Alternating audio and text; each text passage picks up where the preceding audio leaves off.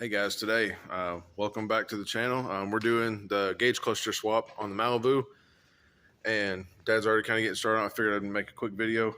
Before we start this, jump right in. Always unhook your ground on your battery, or whichever one. Make sure there's no power surge whatsoever. Getting into the car, flip the camera around, if it'll let me. But start taking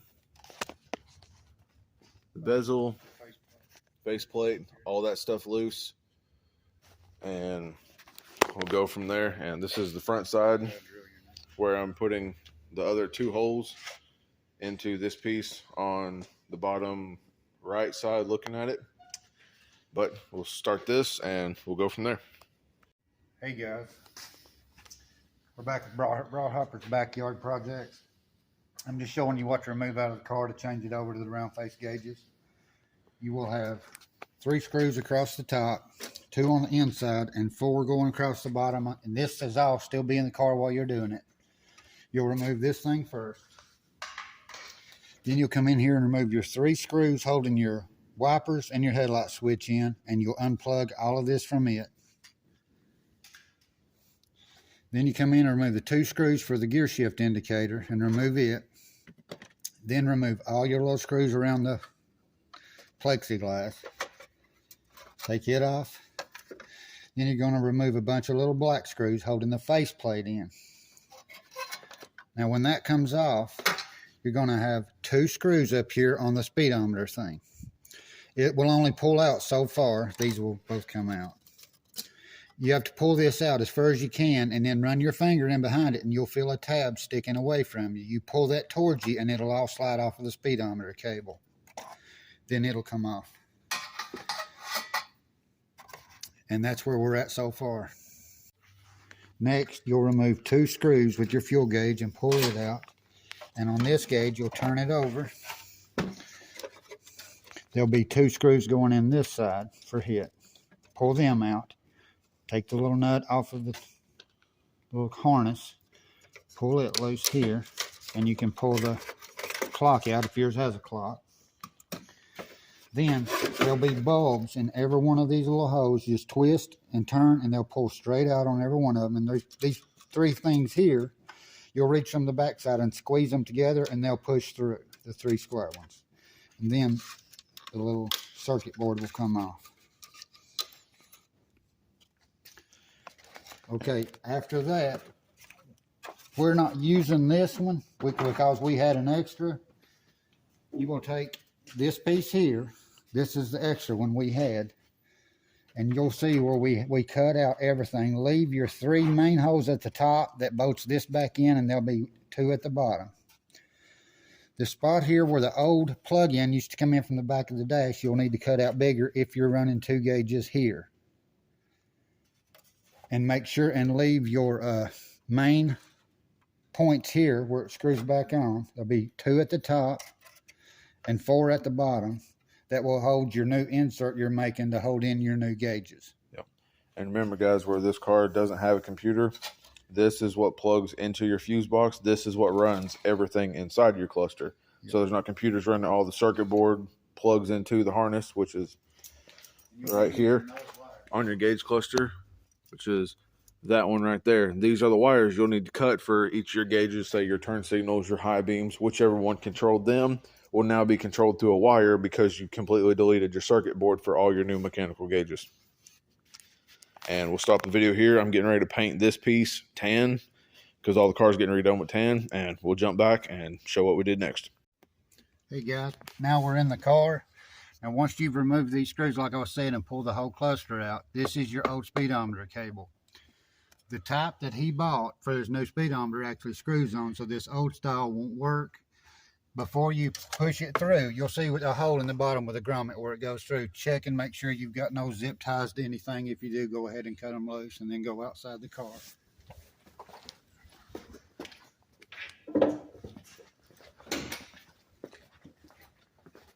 On this car, right behind the booster, you'll see a big grommet, which we've done pulled loose.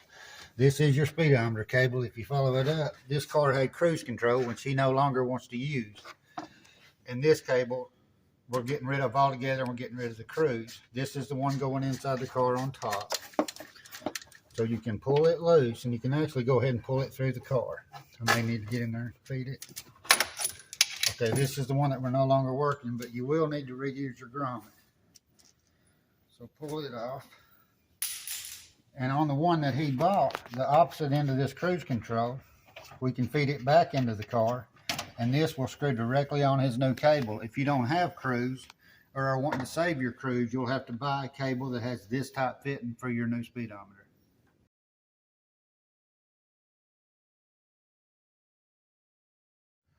So guys, we're back with the car. A lot to explain, a lot of little tedious wiring, stuff like that. So we'll get into this. The only thing we've done under the hood, this car had cruise, like we mentioned before.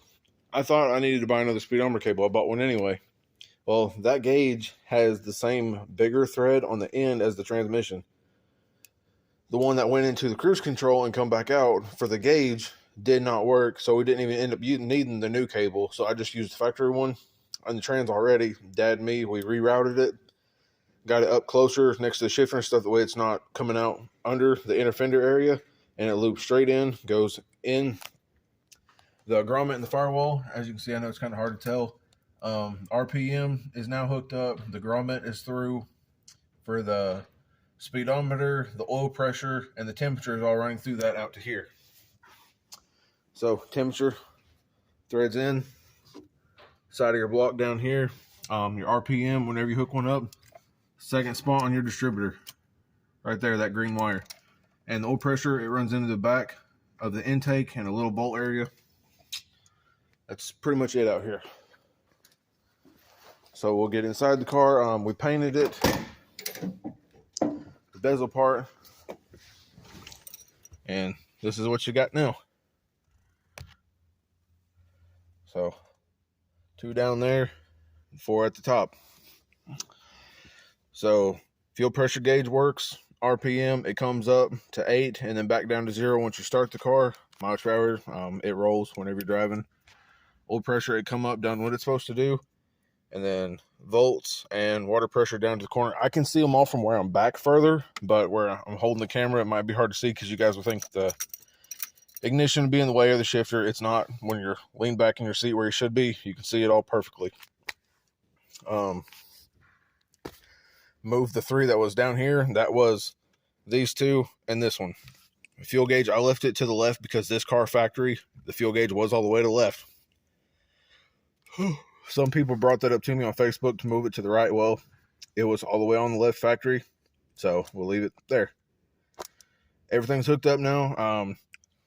All the wires, so all these lights, the bottom 2, they're tied together for the illumination.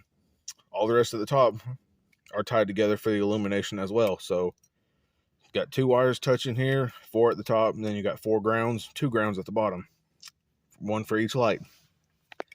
The fuel pressure, you have a hot and a ground that you hook up into the harness with a 12-volt ignition source.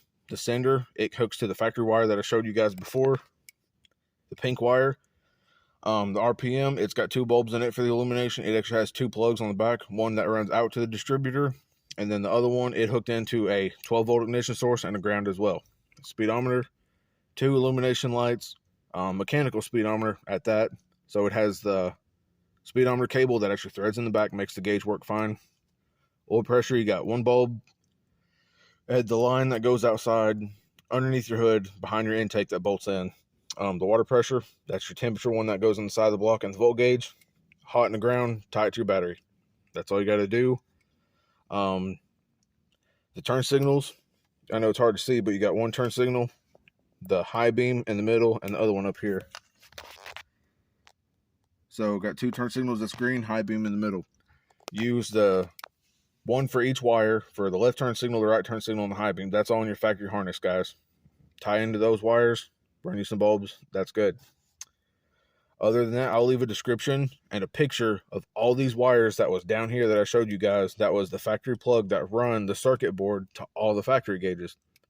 All you gotta do is find the one that you are using, cut, splice the wire, tie it in, no problems. Reads just like a mechanical would or your factory would, so everything's fine there. We did paint it Like I said, I was going to paint it tan. Turned out great because this car is getting tan. So you can see floor mats, cup holder, top part of the bezel now. All that looks great. So the rest of this, all this blue will be gone. Different seats, have bucket seats and console later. But that's it, guys. I'll leave a description. If you guys need any help, comment on the videos. Let me know if you do need help figuring out some wiring with the sending unit, anything like that. Comment below or look me up on Facebook. We have the group going like I've mentioned before, and just hit me up and we'll discuss whatever you guys need help with. Not super hard to do all this. We split it up into sections, but very time consuming. I think it's took me and Dad, what, 5 hours? 5 hours of sitting here just wiring everything. We done had cut the bezel before, done had made all the gauges fit, used plexiglass for the screen. A lot of little tedious stuff, guys. If you want to make it work, it is possible, it is doable, but just take your time with it. Don't rush it. Make sure you got all your wires hooked up. Everything's right. Everything's butt connected, taped off, nothing touching. You can fit 2 down here. If you didn't have the vent on this side and your windshield wipers and your dimmer switch, you could fit more, whatever. But this car is going to be a daily / street car for me. So I wanted everything. Plus I still want heat and AC later for trips or whatever. I want to do it. But that's it. And hope you guys liked the video. I know it's a lot of processes of starting and go today, but we had to do all this in sections, like I said, but very time consuming. Other than that, it is doable. Just take your time. A lot of guys have mentioned to me they didn't even know the first step in doing all this, but I'll leave a description. I'll try and do the videos. That way they're in the right order from where we started to finish. So you guys have a great day, and we'll see y'all later.